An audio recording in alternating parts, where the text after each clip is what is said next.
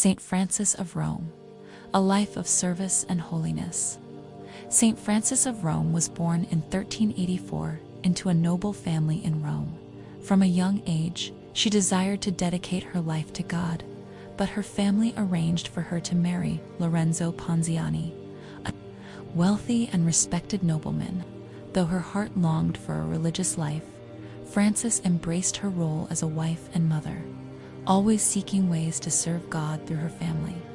Despite the wealth and privilege of her home, Frances chose to live simply and care for the poor and sick. Alongside her sister-in-law, Vannozza, she would visit hospitals and distribute food to the needy, even giving away her own belongings.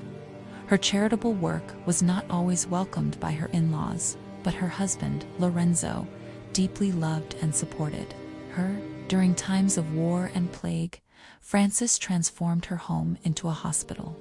Tending to the suffering with great compassion, she saw Christ in the poor and believed that serving them was her greatest calling. She also experienced mystical visions and was often guided by an angel whom she claimed to see by her side after the deaths of her husband and children. Frances fulfilled her long-held desire to fully dedicate herself to religious life.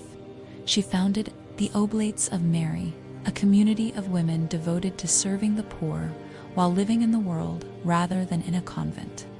Though she became a religious leader, she remained humble and obedient, always seeking God's will in her life. Saint Francis of Rome passed away in 1440 and was canonized in 1608. She is remembered as a model of holiness, charity, and devotion to both family and service.